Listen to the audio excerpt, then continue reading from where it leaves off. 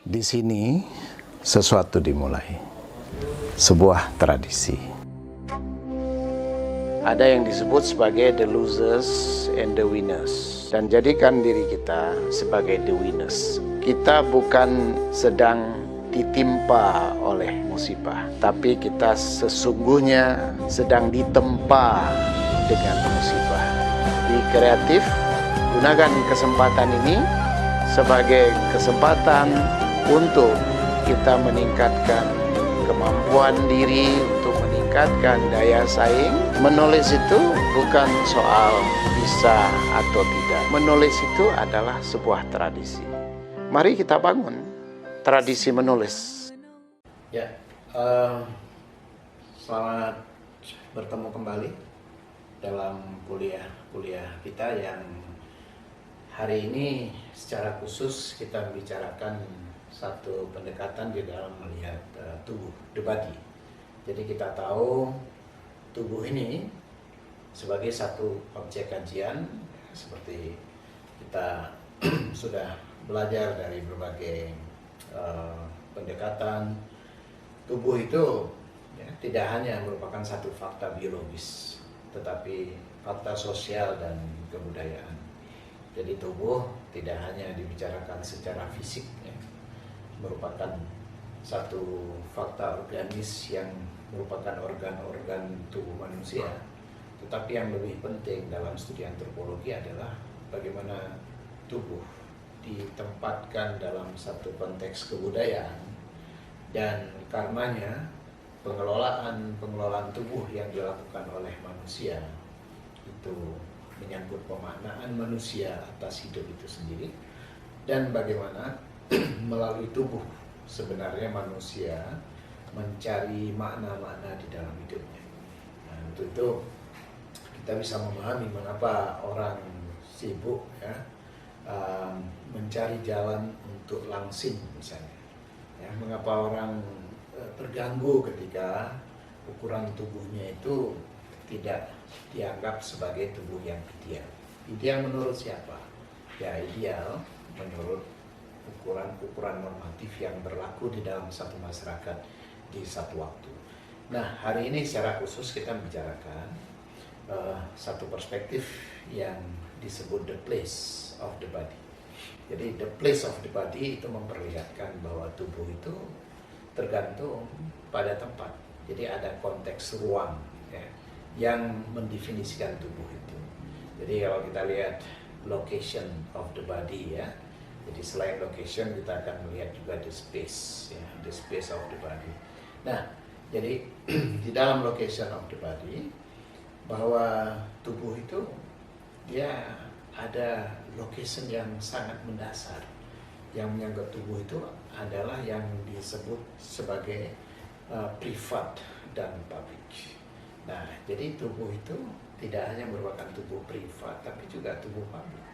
Nah, jadi kalau kita lihat ada hal-hal yang menyangkut yang bersifat privat dari tubuh manusia yang bukan merupakan satu fakta atau suatu yang bisa dideklarasi atau ditampilkan dalam dalam ruang publik. Nah, jadi dikotomi antara privat dan publik itu sekaligus memperlihatkan tingkat keterbukaan, tingkat permissiveness seseorang atau sekelompok orang dalam satu masyarakat. Nah, dikotomi antara privat dan publik itu juga merupakan satu pernyataan tentang ruang tadi, tentang tempat. Maksudnya apa? Sesuatu yang tidak boleh secara publik di tempat tertentu itu bisa di tempat lain dia boleh. Kita ambil ruang tidur itu jauh lebih private dibandingkan ruang tamu, dapur, kamar mandi itu suatu yang sangat private. Jadi privat dan publik itu sangat ditentukan oleh tempat, di mana tempatnya. Jadi ketika kita berada di satu ruang yang kita sebut sebagai ruang publik, maka itu batasan-batasannya juga berubah. sehingga disposisi tubuh itu juga menjadi jauh lebih bebas.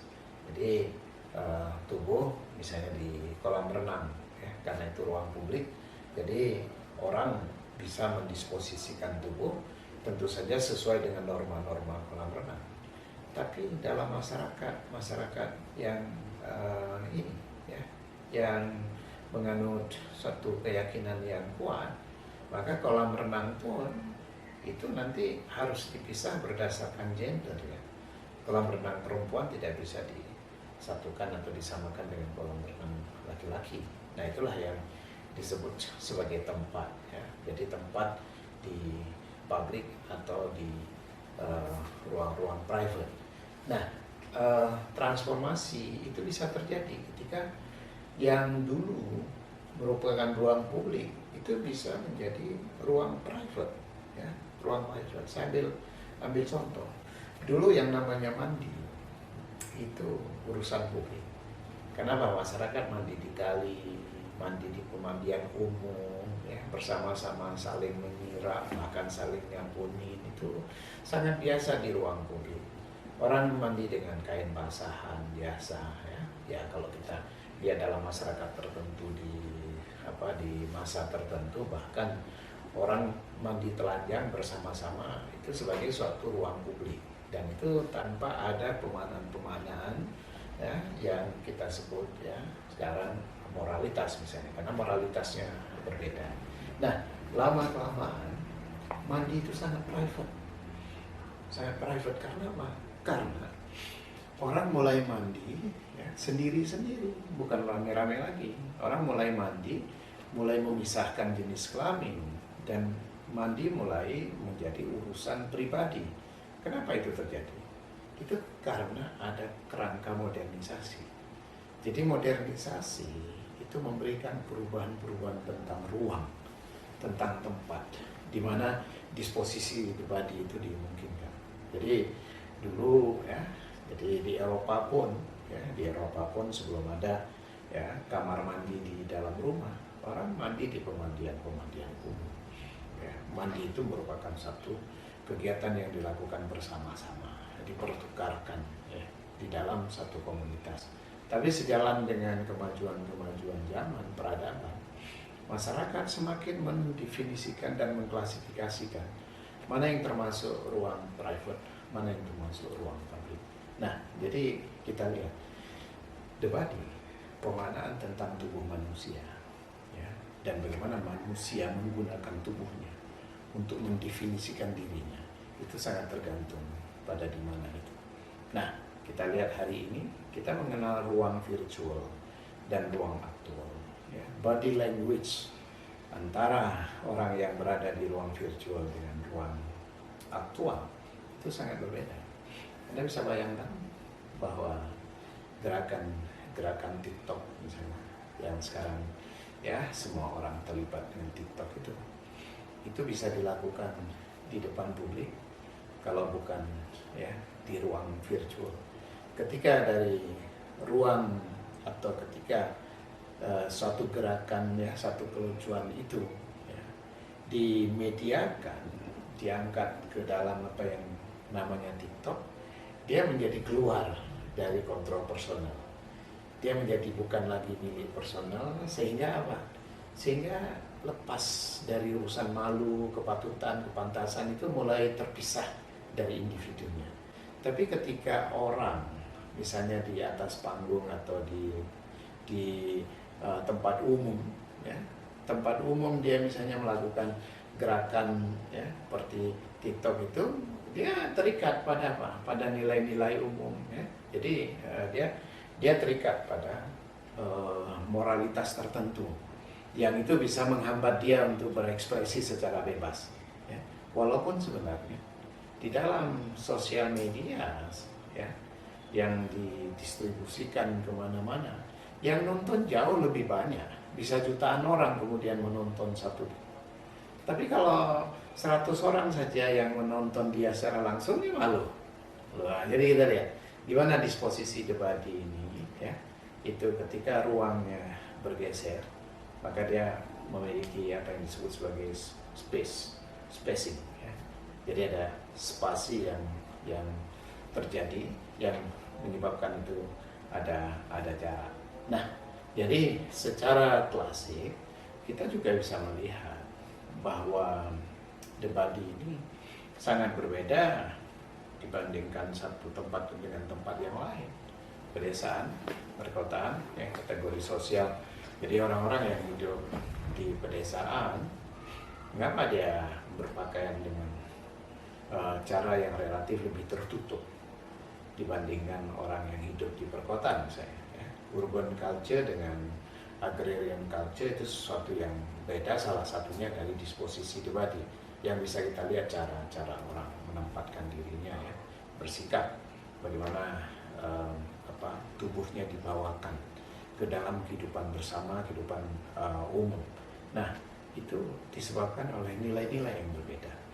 Jadi kontrol sosial di pedesaan atas suatu nilai bersama itu kuat sekali. Jadi praktek yang berlaku, sikap-sikap itu yang sesuai dengan kerangka atau konfigurasi budaya setempat.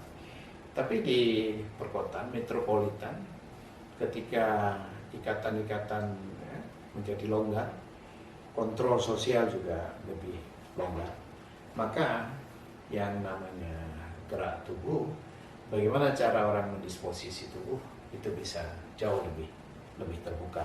Nah, jadi kita lihat ya, tempat yang berbeda dan biar bisa itu tempat dalam arti geografis, ya, tempat yang berbeda bisa dalam arti ruang, ya, ruang yang berbeda karena lingkungan yang berbeda, sehingga itu mempengaruhi bagaimana tubuh itu digunakan, ya, dibawa ke dalam kehadiran, direpresentasikan, ya, dalam kehidupan yang umum, tapi juga bagaimana tubuh itu dimaknai oleh orang lain dan bagaimana tubuh itu bisa menjadi instrumen untuk identitas seseorang.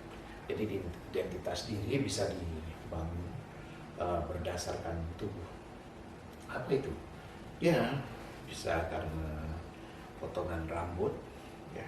Jadi dia potong rambut dengan gaya tertentu yang diasosiasikan dengan satu gaya bintang film atau satu gaya penyanyi yang itu kemudian memberikan tempat tertentu, memberikan makna tertentu, ya. Atau kemudian berpakaian dengan cara tertentu, ya.